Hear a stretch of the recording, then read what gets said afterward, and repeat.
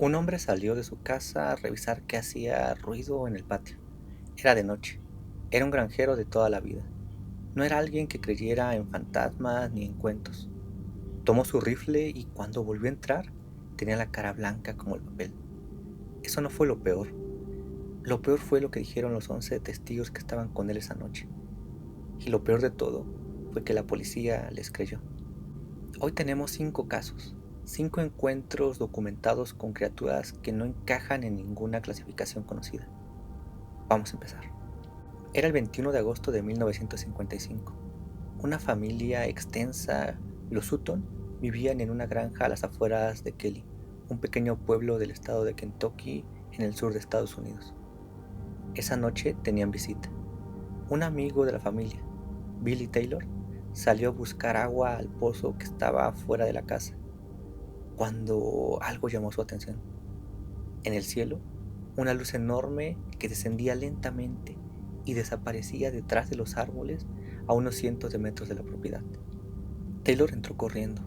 Todos lo escucharon. Nadie le dio mayor importancia. Durante una hora todo siguió igual, hasta que el perro comenzó a ladrar desesperadamente y luego quedó completamente en silencio.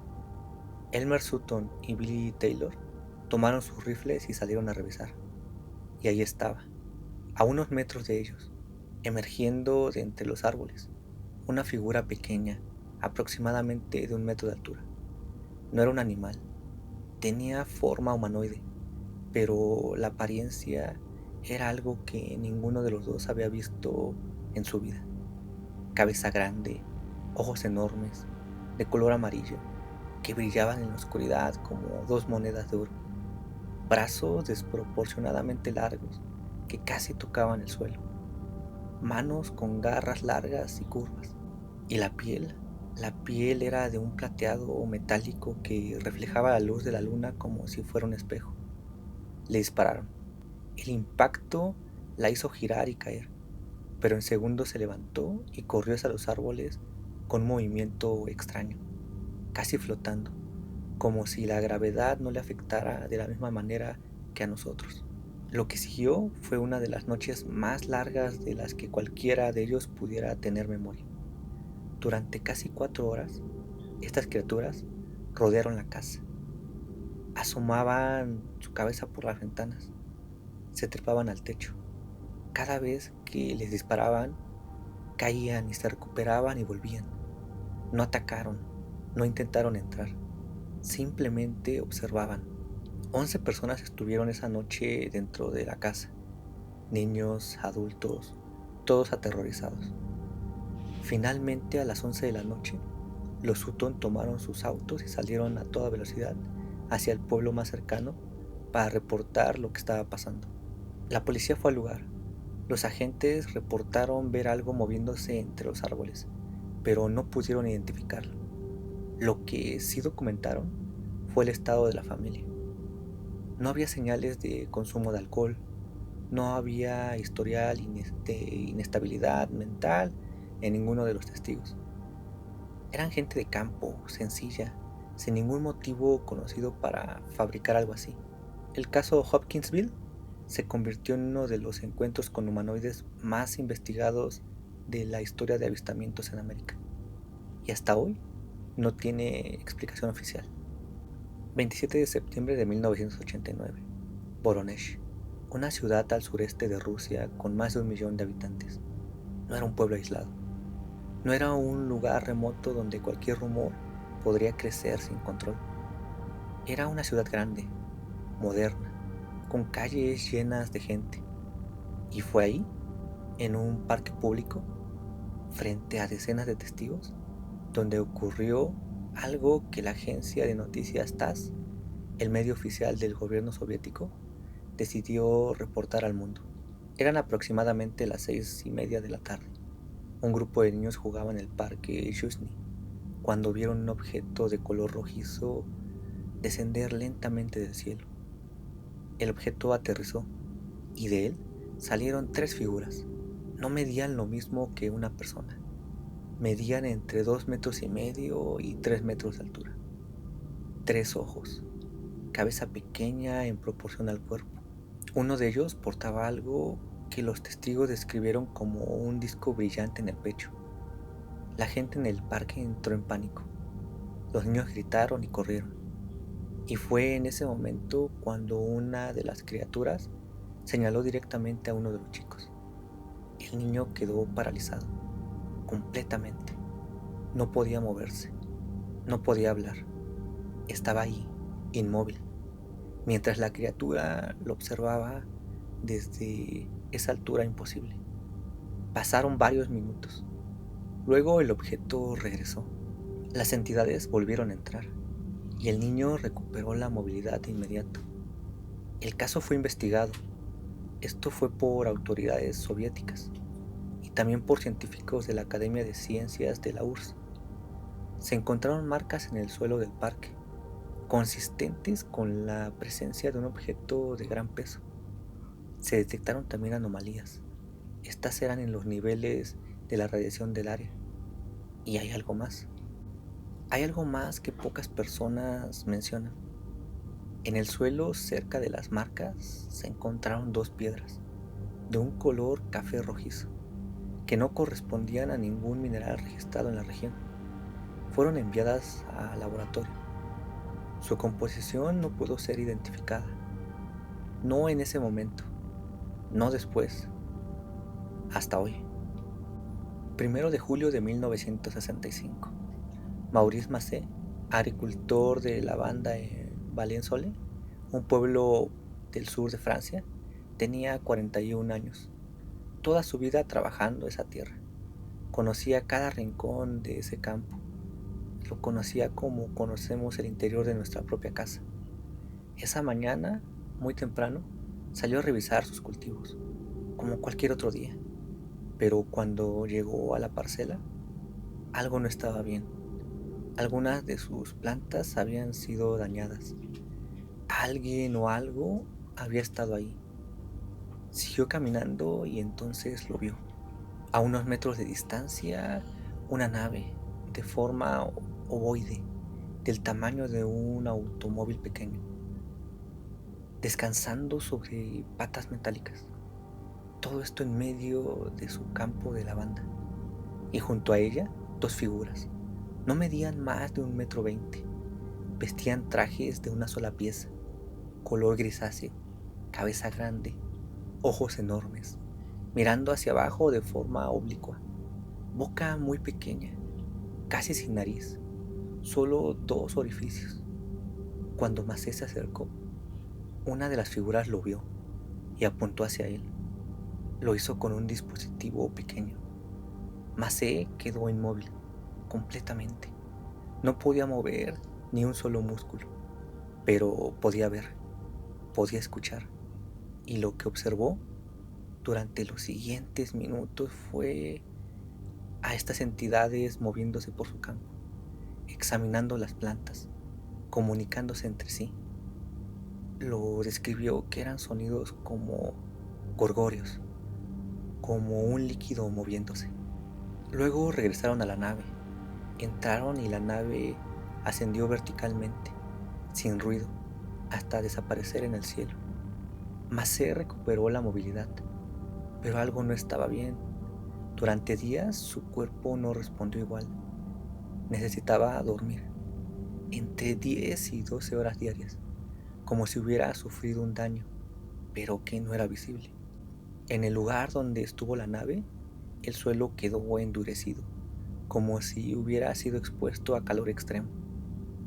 Los análisis lo confirmaron: alteraciones químicas en la Tierra, sin explicación natural conocida. Maurice Macé nunca buscó fama, evitó entrevistas durante años, y cuando habló, dijo algo que quedó registrado. Lo que más lo perturbaba no era lo que vio, era esto. Las entidades no le tenían miedo. Era como si supieran que él no podía hacerles nada. 11 de octubre de 1973. Charles Higginson, 42 años. Calvin Parker, 19. Trabajadores de un astillero en Pascagoula, Mississippi. Esa noche decidieron salir a pasear y tenían unas cañas de pescar. Entonces Era una noche tranquila, sin viento, sin ruido, hasta que lo escucharon. Un zumbido detrás de ellos. Cuando se dieron vuelta lo vieron. Un objeto ovalado, suspendido sobre el agua, iluminando con una luz azul intensa. Y entonces salieron. Tres figuras no caminaban, flotaban, avanzando hacia ellos, sin tocar el suelo. La descripción que ambos dieron por separado es una de las más perturbadoras registradas en América. Eran humanoides, pero no encajaban en nada conocido. Piel grisácea, arrugada, como la de un elefante, sin cuello, la cabeza directamente sobre el tronco. Donde deberían estar los ojos, solo había ranuras. Donde debería estar la boca, un pequeño orificio, y sus extremidades terminaban en garras, algo así como pinzas, similares a las de un cangrejo. Las figuras los tomaron y los llevaron al interior del objeto. Hickson permaneció consciente. Parker entró en estado de shock. Perdió el conocimiento. Hickson describió un ojo flotante, un dispositivo que recorrió todo su cuerpo, examinándolo, sin tocar, sin emitir sonido. Cuando todo terminó, los devolvieron, al mismo punto. El objeto ya no estaba, pero lo más importante no fue el encuentro, fue lo que pasó después. Ambos fueron directamente a la policía. El jefe, Fred, tomó una decisión. Los dejó solos, en la sala de interrogatorios, pero dejó una grabadora encendida. Si mentían, ahí se demostraría. La grabación captó algo muy distinto. Dos hombres, destrozados, hablando entre ellos, sin saber que estaban siendo escuchados. Hickson, con la voz quebrada: Calvin, no tengo miedo de decir lo que pasó, porque me pasó, y no voy a esconderlo. Parker, temblando: no quiero hablar, quiero olvidarlo, quiero que nunca haya pasado. Esa grabación se hizo pública años después, y hasta hoy es uno de los elementos más fuertes del caso. Un astrónomo y asesor de la Fuerza Aérea de Estados Unidos investigó el incidente, y su conclusión fue clara. No encontró ninguna razón para dudar de ellos. 21 de abril de 1977, Dover, Massachusetts. Un pueblo tranquilo, al oeste de Boston. Bill, de 17 años, conducía de noche con dos amigos. Sus faros iluminaron algo, al costado de la carretera, y se detuvo. Lo miró y eso fue suficiente. La criatura era pequeña, delgada, sin pelo, piel rosada grisácea, y lo peor era la cabeza, demasiado grande, alargada, alargada como una sandía, y los ojos naranja, brillantes, intensamente brillantes. No tenía orejas visibles, no tenía nariz clara, no tenía boca reconocible, y sus dedos, largos, delgados, se aferraban a las piedras del muro. Era esto con una precisión inquietante, como si cada dedo se moviera por separado.